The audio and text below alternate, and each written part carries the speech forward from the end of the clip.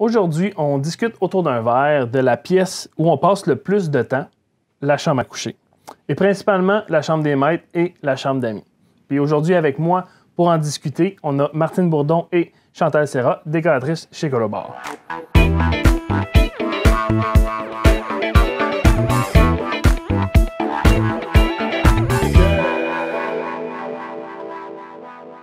Pour commencer un projet de décoration ou de rénovation pour une chambre à coucher, c'est quoi la première étape et par où on commence? En fait, la première étape, il faut se poser la question, est-ce qu'on va changer ou non le mobilier? Donc, si on change le mobilier, c'est sûr que ça a un impact sur le style, l'aménagement de la pièce. Si on conserve le mobilier à ce moment-là, à partir de ce qu'on a, on va créer notre nouvelle ambiance. Et là, évidemment, la question qu'on doit se poser, c'est quel style on veut aller chercher? Est-ce qu'on a des besoins particuliers au niveau de l'aménagement? Alors, je dirais que c'est pas mal le départ. Et as-tu quelque chose à ajouter? Oui, bien aussi, c'est dépendamment de la grandeur de la pièce. Si on peut faire un petit coin boudoir. Si un petit coin, mettons, c'est pour un enfant, si on fait un petit coin salle de jeu, si la salle de bain est adjacente, bien, il faut l'harmoniser aussi avec le reste de la pièce. Donc, c'est ça qu'on appelle établir le style un peu, là. C'est les besoins, oui, c'est ça, effectivement. Les besoins, suivi du style. Qu'est-ce qu'on veut recréer? Une ambiance farmhouse? On veut-tu aller rechercher, peu importe, un look contemporain, traditionnel? Et ce qui va déterminer ça un peu, une fois qu'on sait vers où on va aller, dans quelle ambiance on va aller, bien, à ce moment-là, l'habillage de lit dans les choix des matériaux serait pas mal à regarder en priorité, je dirais. OK, puis pourquoi est-ce que l'habillage de lit, c'est l'élément, mettons, central du décor? Pourquoi tu commencerais avec ça pour créer le décor dans la chambre? Bien, parce que c'est l'élément où c'est là le style, justement, que le style part. Dépendamment de ce qu'on veut créer comme ambiance, on utilise soit une housse de couette, on utilise soit une jetée, un couvre-lit. Puis avec ça, on détermine vraiment le style, si on veut style hôtel, comme Martine disait, le style farmhouse. C'est vraiment la pièce maîtresse et c'est autour de ça qu'on construit le décor. Je vais juste faire une parenthèse, par exemple, parce que ta question, c'est sûr que tout doit partir aussi d'un coup de cœur. Tu sais, si on n'a pas un... Ça arrive, des fois, on va chez des clients, puis ils ont une toile qu'ils ont ramenée de voyage ou un élément particulier qu'ils veulent faire ressortir. Là, à ce moment-là, ça va redonner le ton. Mais dans l'agencement des tissus, des matériaux, même avec ça, on va avoir souvent le réflexe de dire on va regarder quelle literie qui pourrait aller avec dans notre agencement des tissus, des matériaux là, dans la pièce. Mais on part quand même souvent, si c'est pas le style, si c'est pas... on va partir d'un coup de cœur. Puis aussi, c'est que si on a une literie qui est unie, on va jouer avec beaucoup de coussins, on va jouer avec un autre style que si on prend une literie qui est fleurie ou géométrique. À ce moment-là, autour, on va y aller plus neutre. Juste être certain, parce que là, tu as parlé de couettes et de... C'est quoi les différents types d'habillage de lit, exactement? Est-ce que tu peux un peu nous démêler ça? Bien, présentement, la tendance est beaucoup plus à la housse de couette. Ça fait un effet fluffy sur le lit. On peut l'avoir en duvet ou on peut l'avoir aussi polyester pour ceux qui sont allergiques. Par contre, pour faire le lit, c'est plus difficile. C'est sûr que ça se lave bien, mais à ce moment-là, on peut prendre une jetée. Si on a un lit à plateforme, on peut la prendre avec des coins arrondis. Puis il y a aussi la coverlette qui est très, très mince, qui est sortie aussi, là, ça fait quelques années qu'on utilise. C'est quoi ça, la coverlette? Finalement, c'est comme une couverture, ça fait un style un peu plus européen, méditerranéen. C'est plus mince. Des belles textures, mais c'est style lin, c'est des textures comme ça, ouais. Donc, il y a le jeu dans nos choix, là, le jeu d'épaisseur. On veut-tu un lit très fluffy ou on y va dans quelque chose de beaucoup plus mince? Puis évidemment, avec le lit, un lit plateforme, ça va super bien d'avoir un coverlet. Ou voilà, là, il y en a des fois qui n'ont pas de base de lit dans des styles plus classiques qui vont aller avec le jeté qui va jusque par terre.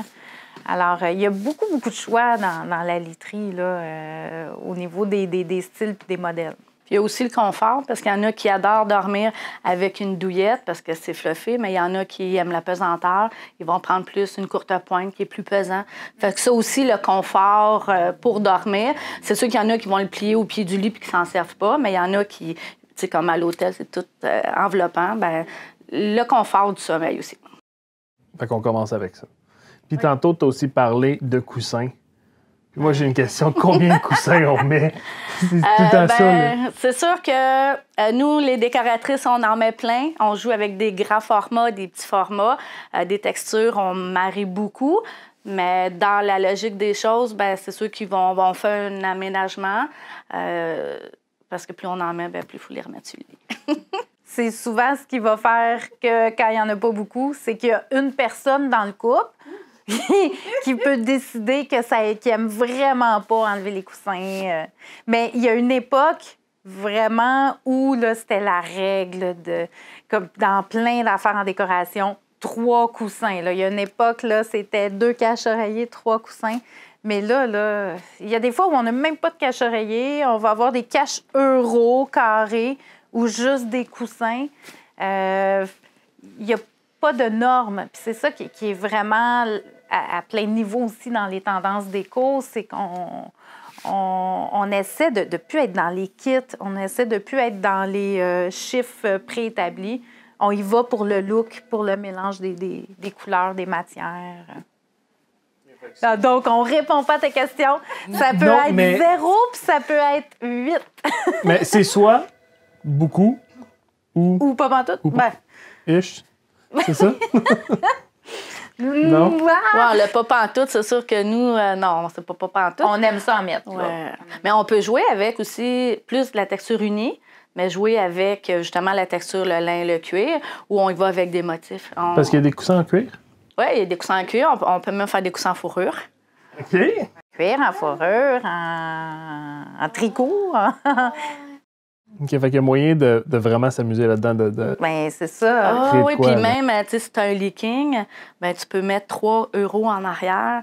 Puis on n'est pas obligé de jouer avec 2 en avant, puis on s'amuse vraiment avec les formes. C'est sûr que les coussins sur la literie, sur le lit, c'est vraiment un plus, effectivement. Mais Chantal, elle a apporté un bon point. Encore là, on parle toujours, tu sais, en général, mais il y a vraiment une différence entre un leaking puis un lit simple. Dans la quantité. Un leaking, pas de coussin, c'est un peu plate. Mais un lit simple avec 3-4 coussins, on commence à plus voir le lit. Là. Fait que c'est ça. Ça dépend du format. C'est sûr que ça vient en relation aussi avec la grandeur de qu'est-ce qu'on a. Exactement. Un autre élément qu'on retrouve dans une chambre, évidemment, c'est une fenêtre. Puis, pour l'habillage de fenêtre, on commence par quoi? Puis, qu'est-ce qu'on peut faire? C'est quoi les options un peu qu'on a? Bien, ce qui est super important, c'est vraiment de déterminer le besoin. Parce qu'il y a des gens qui ont besoin d'opacité. À ce moment-là, on va se virer vers soit la toile opaque. Il y a même des compagnies qui peut avoir des systèmes de coulisses, c'est vraiment opaque. Ou sinon, on peut jouer avec du rideau opaque. Si c'est juste pour avoir les gens, ça leur dérange pas, on peut jouer juste avec un star un peu translucide ou juste un effet voilage. C'est sûr que du mur à mur, ça l'habille bien. C'est vraiment le confort du sommeil qui détermine l'habillage de fenêtre. C'est vraiment pas tout le monde qui a le même degré de sensibilité, là. Il y a des gens que ça prend une noirceur totale, alors que d'autres, à l'inverse, qui ont vraiment pas, que ça n'a pas d'impact pour eux de voir la clarté. Donc, nous, ça fait une différence dans nos conseils. Puis, une fois que ça, qui est la première question, quel type d'opacité on veut, ça, c'est pour dormir. Est-ce qu'on est situé en ville, sur le bord de la rue, une rue piétonne, puis on veut aussi camoufler le jour? Ou on est dans un 2e étage de cottage, puis il n'y a personne qui peut voir dans la pièce le jour. Donc, on n'a pas besoin de filtre qu'on appellera un plein jour, là, mais c'est pas obligé d'être un rideau, ça peut être un star. Alors, il y a la nuit, mais il y a le jour aussi. Donc, tous les côtés techniques, les problématiques qu'on peut avoir sont à considérer. Puis là, ben, après, c'est le style, là, comme justement les looks chambre d'hôtel, un beau rideau mur à mur, qui soit opaque ou non, ça peut être super beau.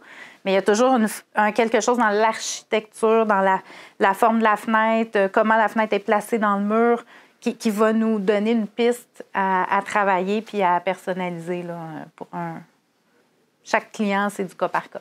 Puis pour compléter un peu Martine, c'est que dans le fond, ce qu'elle explique aussi, c'est l'extérieur est très important. S'il y a un lampadaire vis-à-vis la fenêtre ou si on est au rez-de-chaussée, si on est au troisième, nous, quand on va au domicile, c'est un élément qu'on regarde, c'est beaucoup aussi l'extérieur, l'environnement autour. Puis, tu parles de l'extérieur. Un autre point aussi, l'harmonie extérieure des fenêtres. Là, on parle de la chambre à coucher, mais autant au niveau de l'effet de couleur qu'on peut percevoir vu de la rue, il y a la forme. Si dans une fenêtre, on a un mouvement à la verticale alors que dans l'autre, c'est à l'horizontale ou rideau, star, puis que ça a l'air un peu de n'importe quoi. Donc ça, c'est un petit plus aussi à penser. On cherche un peu l'uniformité. L'uniformité. Il y a des fois que ça n'a encore là, pas d'importance où la fenêtre est positionnée, mais on essaie que ce soit esthétique. Des fois aussi, on a des contraintes parce qu'il y a des condos, des immeubles à condos que il faut que ça soit tout blanc à l'extérieur. Oui. Blanc ou ivoire, là, souvent. Des couleurs neutres. Ouais. Là, on a parlé des fenêtres. On a. Puis maintenant, pour les murs, qu'est-ce qu'on peut faire? C'est quoi les options? Mais à l'extérieur de la peinture, qu'est-ce qu'on peut faire avec ça? Bien, c'est sûr que, règle générale, mais c'est pas toujours le cas, mais derrière le lit, c'est souvent le mur d'accent. Si on n'a pas de tête de lit, on peut jouer avec des panneaux en cuir pour faire une imitation de tête de lit. On peut jouer avec du papier peint qui fait le mur au complet ou pas nécessairement le mur au complet. On peut envelopper les 2 tables de chevet. On peut jouer avec du panneau de bois aussi. On n'est pas obligé. Il y a plein de revêtements. Ah, effectivement. Excuse-moi, je te coupe. Non, c'est ça. Panneaux de bois. Il y a des nouveaux panneaux qu'on a reçus en béton imprimés qui sont vraiment intéressants. C'est un peu comme des murales, mais tu parlais de papier peint. Le papier peint va être un motif qu'on va aller rechercher qui va personnaliser beaucoup. Les murales, c'est le même principe avec un motif grand format, mais de plus en plus, les motifs grand format, c'est de l'impression souvent digitale, elle va être disponible sur plein d'autres types de matériaux, comme les fameux panneaux de béton qu'on vient de recevoir. Je t'ai vraiment coupée, je m'excuse, mais il y en a plein. Tu sais, les panneaux de bois, le bois peinturé en latte uniforme, ça peut apporter une super belle texture. Ça revient à dire, c'est qu'on y va aussi avec, dépendamment de l'habillage de lit principal, c'est là qu'on voit si on met de la texture ou si on met des motifs. Puis ça peut même déterminer si on se fait un petit coin causerie, on le détermine avec un coin soit de papier peint, de planche murale ou même de pierre naturelle. C'est super beau aussi. Bien, ça peut délimiter quand on a une belle grande chambre. Dans ce cas-là, on a parlé un peu des éléments dans la chambre. La dernière question que j'ai, puis on va finir là-dessus. Après l'habillage de fenêtre, l'habillage de lit, les fenêtres et les murs, on finit par quoi? Le design, on finit le design de la chambre, dans le fond, avec quoi? Bien, dépendamment du style qu'on a créé, c'est l'accessoirisation qui est super importante. C'est là qu'on vient vraiment donner la touche finale et c'est là que les décoratrices sont super importantes parce que on sait où doser, où mettre quoi des items qui vont être super originaux que d'autres n'auraient peut-être pas pensé. Ça, c'est vraiment la finale de l'accessoirisation. C'est vraiment quelque chose de le fun à faire. Il y a les carpettes qu'on peut mettre, qui sont de plus en plus populaires. En fait, depuis les dernières années, on en met quasiment par réflexe là, dans les décors. Les petits meubles d'accent. Encore là, ça va dépendre de l'espace, mais Chantal a bien résumé. Là. Je ne sais pas quoi dire de plus, mais on... Fait qu'un peu l'accessorisation, c'est la cerise sur le gâteau. C'est ça, les choix de luminaires, excuse. Vas-y. Oui, parce que dans un style boho, ben on va jouer avec des luminaires, des gros luminaires, style cordage, mais on n'est pas obligé de le mettre au-dessus du lit. On peut les mettre au-dessus des tables de chevet, on peut se faire un coin lecture. C'est vraiment toute l'accessoirisation qui va créer la finition pour le style qu'on veut donner. Bien, merci beaucoup d'avoir participé au podcast avec nous. Puis, on vous revient une autre fois avec un prochain épisode.